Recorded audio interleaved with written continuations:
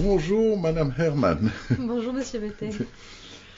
Je suis heureux de vous accueillir aujourd'hui pour ce podcast. À l'occasion de la semaine d'action contre la traite, nous parlerons des personnes hébergées par le Cœur des Grottes à Genève. Et Madame Johanna Herman, vous êtes psychologue au Cœur des Grottes et merci d'avance de votre témoignage d'aujourd'hui. Permettez-moi de vous poser donc cette première question. Pourquoi le Cœur des Grottes veut-il faire davantage connaître son accompagnement des victimes, parler du vécu de ces femmes victimes de la traite sexuelle ou aujourd'hui plus spécialement de l'exploitation des forces de travail? Alors, à vous s'il vous plaît. Merci Monsieur Bettel. Alors aujourd'hui, on estime à près de 22 millions de personnes les victimes de traite, ce qui représente environ 3 fois la population suisse. Bien que le nombre de recherches soit croissant, les données sont encore largement lacunaires sur ce sujet, et a fortiori concernant le vécu des victimes de traite par exploitation de la force du travail. Au sein du Cœur des Grottes, nous accueillons et accompagnons des victimes de traite aux fins d'exploitation sexuelle, mais également d'exploitation par la force du travail. À l'occasion de cette semaine d'action contre la traite, nous parlerons spécifiquement des femmes victimes de traite par l'exploitation de la force du travail que nous rencontrons. Bien évidemment, nous ne parlerons pas d'une femme en particulier, et cette présentation ne se veut pas exhaustive. Nous avons simplement souhaité rassembler certains aspects des parcours et des souffrances dont elles témoignent, afin de les partager et ainsi participer à en promouvoir une meilleure reconnaissance. Je vous propose ainsi de nous arrêter quelques minutes pour prendre la mesure de ce que cela représente. 22 millions de personnes qui vivent sous le sceau de l'exploitation, la manipulation, de la privation de liberté, des violences sous toutes ses formes. Autant de personnes vivant dans la peur, subissant des menaces, contraintes à exécuter sans relâche des tâches imposées, rabaissées et bien souvent humiliées. Des personnes qui se trouvent isolées, loin de leur famille et de leurs ressources, dans un pays dont elles ne connaissent rien, dont la langue et les codes leur sont inconnus. Livrées à elles-mêmes au sein d'un contexte inintelligible et violent. Ces histoires de vie peuvent nous sembler si loin de notre représentation et la violence dont ces personnes témoignent peuvent susciter en chacun un effroi tel qu'il est humain de tenter, consciemment ou non, de les renvoyer hors du champ de notre conscience. Mais pour autant, si cela nous préserve à titre individuel d'une réalité insupportable, ces 22 millions de personnes continuent d'exister, continuent à subir tous les jours des traitements inhumains, à se voir privées de leur dignité et de chacun de leurs droits fondamentaux. Ainsi, si le sujet de la traite est reconnu comme important, il reste encore beaucoup à faire, pour prévenir d'une part, mais également pour aider les victimes à se reconstruire. Pour la Fondation du Cœur des Grottes, cela passe par un développement constant des pratiques au plus près des connaissances actualisées et des spécificités de chaque femme, mais également par la nécessité de parler de ces personnes, afin de les ramener dans le champ de conscience du plus grand nombre et ainsi participer à une meilleure compréhension de leur vécu. Lorsque les femmes que nous accueillons nous confient leur vécu, tout commence par un contexte initial. Précarité, isolement social et familial, absence de perspective ou encore vécu psychotraumatique. Autant de situations qui engendrent une souffrance et un désir de changement. Puis un jour vient une rencontre, un discours, des promesses, une réassurance, un espoir, celui d'une vie meilleure, d'un nouveau départ, l'ouverture de perspectives jusqu'alors impensables. Les femmes nous racontent comme elles se sont méfiées, et comment les auteurs de traite ont su argumenter pour les rassurer. Parfois, il s'agit d'une personne connue de la famille, personne de confiance donc. Et l'espoir d'une vie meilleure prend le dessus, elles acceptent. L'Europe, elles recherchent tout sauf ce qu'elles vivaient. Une meilleure vie pour leurs enfants, qui viennent avec elles ou la rejoignent une fois leur situation stabilisée. Pour les plus jeunes, des études, dans de grandes écoles, la fierté de la famille ou le souhait d'aider leurs proches. L'espoir triomphe. Puis, elle nous relate le départ, le voyage. À ce stade, les femmes sont encore prises dans l'appréhension de cette nouvelle vie inconnue. Ce n'est que bien plus tard, voire parfois une fois sorties de la situation de traite, qu'elles prennent pleinement conscience des violences subies. À leur arrivée, elles espèrent encore, elles travaillent dur, elles s'accrochent à leur travail comme elles s'accrochent à leur projet de vie. Elles tiennent bon, mais les transgressions s'accumulent. Elles voient non seulement que la situation ne s'améliore pas, mais que leur liberté leur est confisquée. Émergence de la violence, bien qu'elles ne l'identifient que rarement comme telle à ce stade. Sortie contrôlée, amplitude horaire au-delà de ce qu'elles avaient imaginé, salaire dérisoire ou absence de salaire en plus des conditions d'hébergement souvent sinistres. dévalorisation perpétuelle par un employeur impossible à satisfaire, humiliation quotidienne. Des témoignages de violences physiques et sexuelles nous parviennent aussi fréquemment.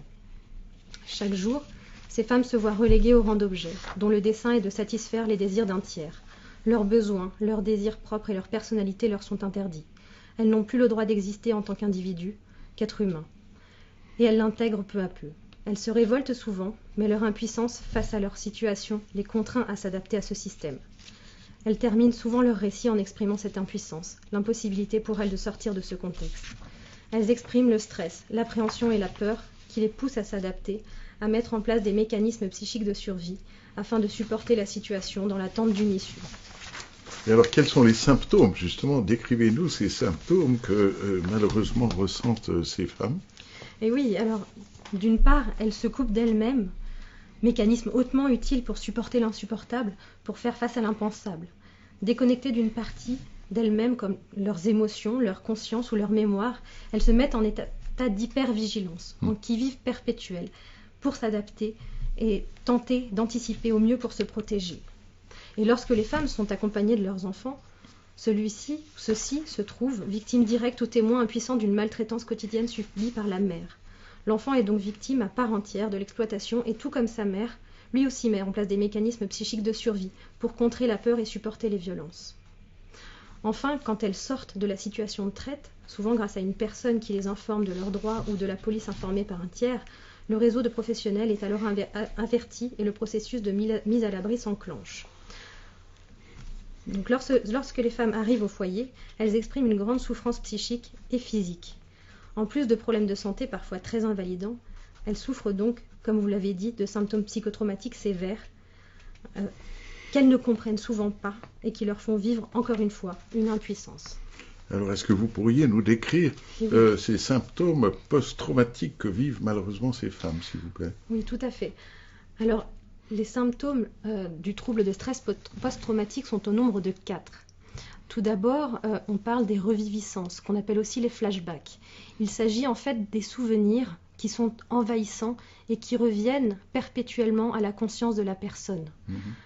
Ce sont des souvenirs qui sont donc envahissants, comme je l'ai dit, qui peuvent revenir sous forme de cauchemars, mais aussi durant la journée, et qui causent une grande détresse chez les personnes.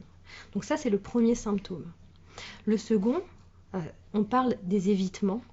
Forcément, si une personne a subi des violences, si elle a dû mettre en place des mécanismes de survie pour s'en sortir, elle a mémorisé ce vécu-là et elle va tout faire pour ne pas le revivre.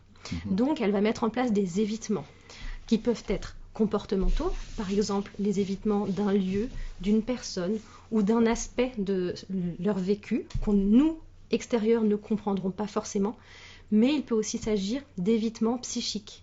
Parce que, comme je l'ai dit précédemment, les reviviscences causent une grande détresse et sont envahissants pour la personne. Donc, certaines personnes vont, par le biais de médicaments ou par exemple de pratiques sportives extrêmes, tenter de les juguler. Ça peut être aussi des addictions, par exemple.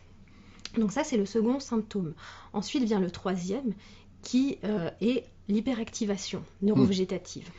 Là, il s'agit d'une mémoire plus corporelle qui va faire que la personne, avec le souvenir de certains aspects du trauma, elle va être dans un qui-vive, dans une hypervigilance. Et par exemple, si une porte claque, si pour nous ça pourra sembler anodin, peut-être que pour la personne, ça lui rappellera un aspect des violences qu'elle a subies. Et elle aura une réaction complètement disproportionnée avec notre regard, mais qui fera sens si on comprend son vécu. Le dernier symptôme correspond aux altérations des cognitions et de l'humeur qui sont associées à l'événement. Forcément, si une personne a subi un trauma, a fortiori si le trauma a été causé par une personne de façon intentionnelle, la victime perdra confiance en l'être humain, perdra confiance en le monde dans lequel elle vit. Et ça engendrera une grande défiance dans les liens, dans les personnes. Au niveau de l'humeur, souvent les personnes vont délaisser certaines activités qu'elles faisaient auparavant, vont se désintéresser, vont être irritables. Voilà, il y a tout un champ d'impact direct sur la personne. Donc ça, ce sont les 4 symptômes directs du trouble de stress post-traumatique que l'on rencontre chez les personnes victimes de traite des êtres humains. Oui, non, merci, c'est très intéressant.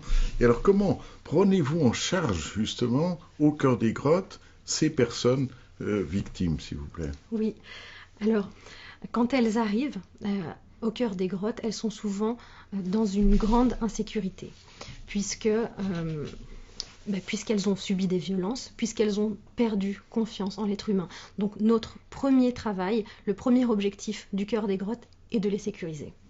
Les sécuriser sur un plan direct, parce que si elles ont subi la traite de la part de personnes qui sont par exemple sur Genève, nous, on doit être vigilant, en tout cas on doit être attentif à ce qu'elles puissent se sentir en sécurité au sein du foyer.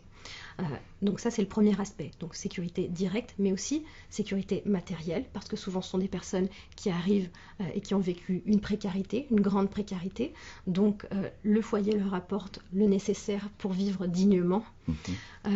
Et enfin il y a la sécurisation relationnelle, où là il y a tout un travail à faire pour leur permettre de réapprendre à avoir confiance en les personnes qui les entourent. Et ça, c'est le socle de base pour pouvoir après accéder à la deuxième étape qui est celle de la stabilisation. Parce que quand elles arrivent, elles sont encore dans une situation de survie. Et une fois qu'elles sont sécurisées, là, on passe à un travail, on va dire, un petit peu plus profond, où on va pouvoir leur apprendre à gérer leurs émotions, à gérer quand elles font des crises d'angoisse liées aux symptômes qu'on a décrits juste avant. Et tout ça, ça va faire partie de l'étape de stabilisation, qui va être une étape longue et dont on ne peut pas prévoir le temps de durée. Enfin, la dernière étape est celle du développement du pouvoir d'agir, où là, on va travailler avec les personnes à les aider à reprendre en main leur vie, à refaire des projets, à se projeter dans l'avenir, parce que pour certaines, c'est même très difficile de se projeter, et à faire l'expérience de réussite pour pouvoir les aider à rentrer dans un cercle vertueux pour aller vers l'autonomie et l'indépendance. Oui, très intéressant, mais je crois qu'un facteur que vous soulignez est le facteur temps. Oui. Que souvent on sous-estime parce qu'on pense qu'effectivement il suffit de laisser une semaine ou deux à une personne et puis tout ira bien, n'est-ce pas? Cette personne maintenant doit se sentir en sécurité. Et alors je crois que vous pouvez évoquer là des durées qui sont effectivement pas en semaines, mais même parfois en mois et en années. Et en années, oui, tout à fait. On dit souvent que pour une personne qui vit un trauma, c'est-à-dire une personne qui a pu se construire normalement dans de bonnes conditions et qui vivra un événement traumatique, il faut un travail psychologique de 1 à 2 ans. En tout cas, ça se compte en années. Donc, même si ça dépend et c'est très variable, évidemment, on ne peut pas faire de généralité, on sait que pour des traumas aussi sévères que ceux que subissent les victimes de traite des êtres humains, le travail, l'accompagnement ne se comptera évidemment pas en mois, mais en années. Et là, le cœur des grottes intervient pour le coup sur une durée en moyenne de 10 mois. Et donc, le cœur des grottes apporte à ces personnes, tente d'apporter à ces personnes-là une partie du soutien dont elles ont besoin.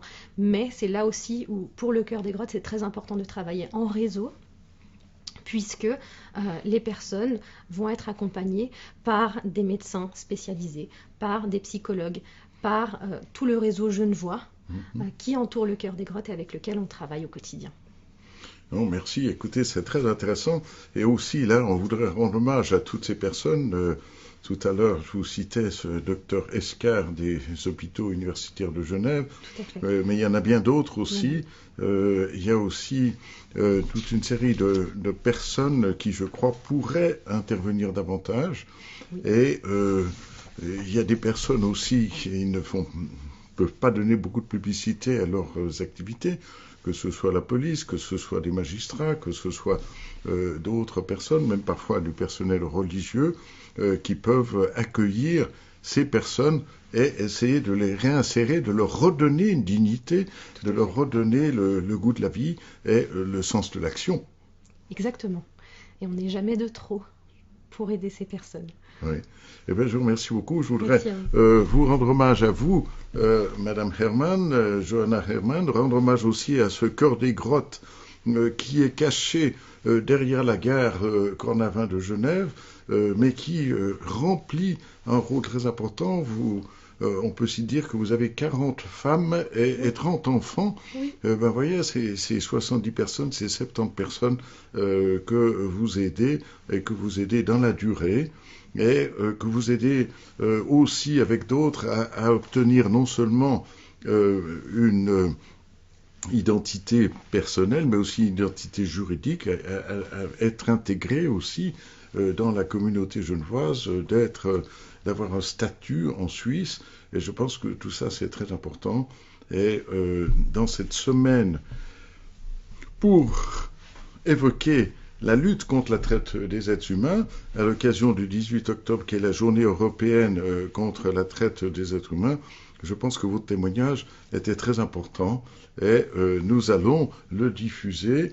Et encore une fois, merci et encore une fois, tous nos vœux de succès à vous et à tous vos collègues. Et évidemment, aussi tous nos meilleurs messages à toutes ces personnes que vous accompagnez. Merci beaucoup, Monsieur Vetter. Merci à vous.